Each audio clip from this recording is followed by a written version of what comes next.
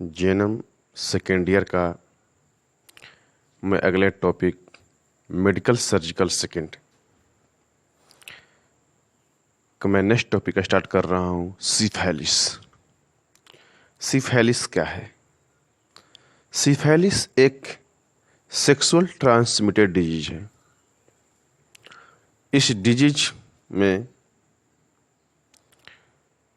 यौन संबंधी बीमारी है और इस बीमारी के अंतर्गत छाले पड़ते हैं और ये छाले या आपको योनि में, मुंह में, शरीर के स्किन पे भी छाले पड़ सकते हैं।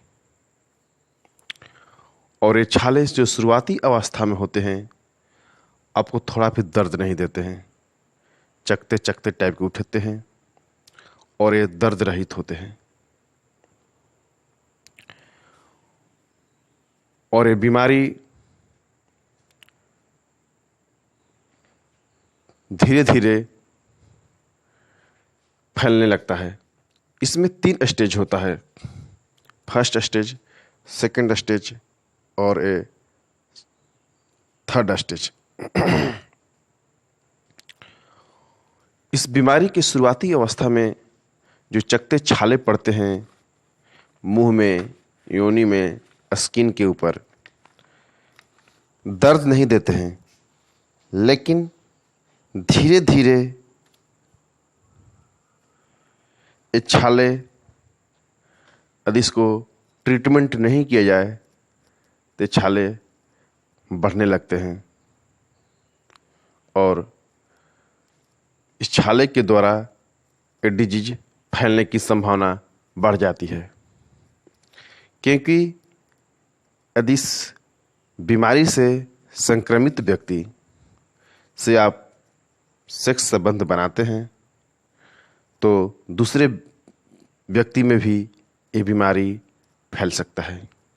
यह जो बीमारी है बैक्टीरिया से फैलने वाली बीमारी है। इस बैक्टीरिया के नाम है ट्रिपनोमा पैलेडियम। इसमें जो बीमारी फैलाने वाला जो बैक्टीरिया है उस बैक्टीरिया का नाम है ट्रिपनोमा पैलेडियम।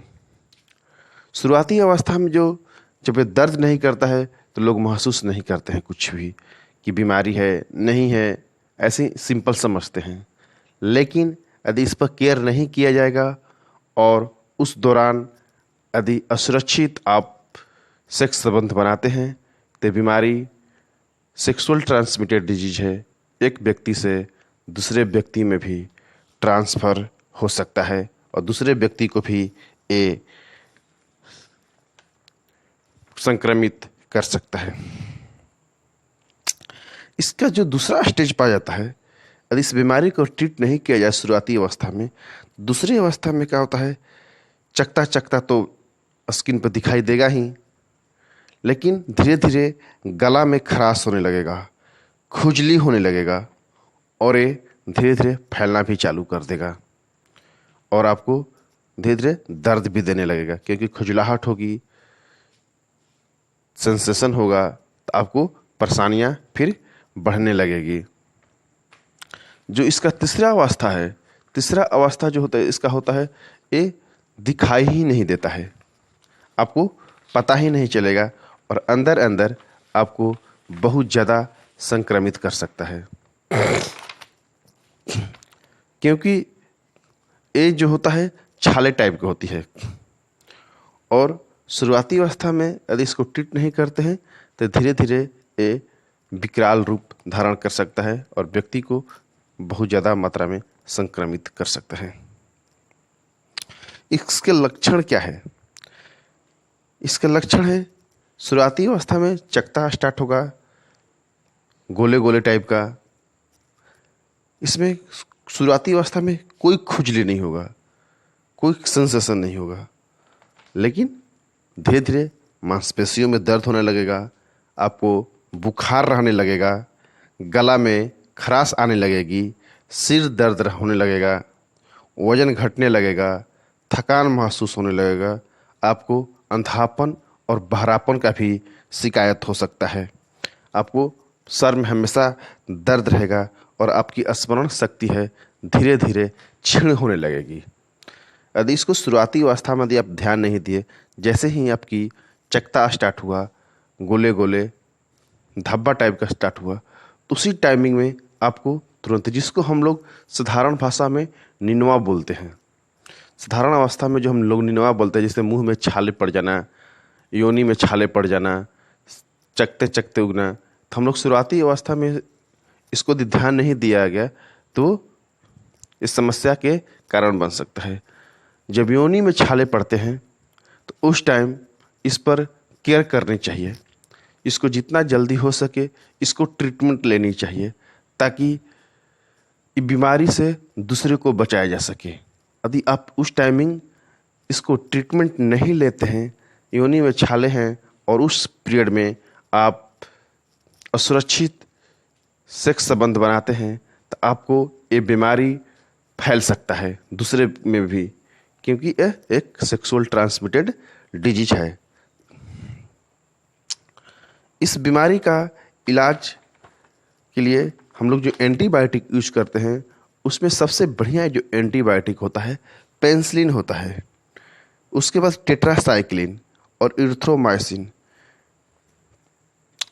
जिसको द्वारा आप एंटीबायोटिक लेकर इसको अच्छे से ट्रीट कर सकते हैं।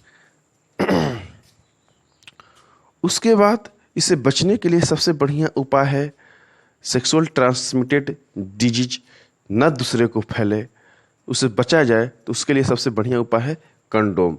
अब जब भी सेक्सुअल संबंध बनाएं तो उस टाइम कंडोम का प्रयोग अवश्य करें ताकि ये बीमारी एक व्यक्ति से दूसरे व्यक्ति में नहीं फैल ले। और इसका उपचार, इसका जांच कैसे जांचा जाएगा कि सेक्सुअल सिफाइलिस ही है कि कोई दूसरा बीमारी है, इसमें VDRL टेस्ट किया जाता है। इसका सबसे इम्पोर्टेंट टेस्ट है VDRL टेस्ट, जिसे ब्लड के द्वारा होता है, VDRL टेस्ट होता है। इसका सबसे बहुत इम्पोर्टेंट टेस्ट है। उसके बाद आप फिजिकली इसको भी डिटेक्ट कर सकते हैं कि किस टाइप की बीमारी है, उसके हिसाब से आप अपनी इलाज करवा सकते हैं। नर्सिंग मैनेजमेंट में यदि आप हॉस्पिटल में यदि कोई पेशेंट इस टाइप का आता है तो नर्स की क्या इसमें दायित्व बनता है, नर्स का क्या महत्व है। नर्स को हमेशा पेशेंट के साथ अच्छा बिहेव करना चाहिए, अच्छी से देखभाल करना चाहिए। उसके बाद उनको अच्छी काउंसलिंग देनी चाहिए।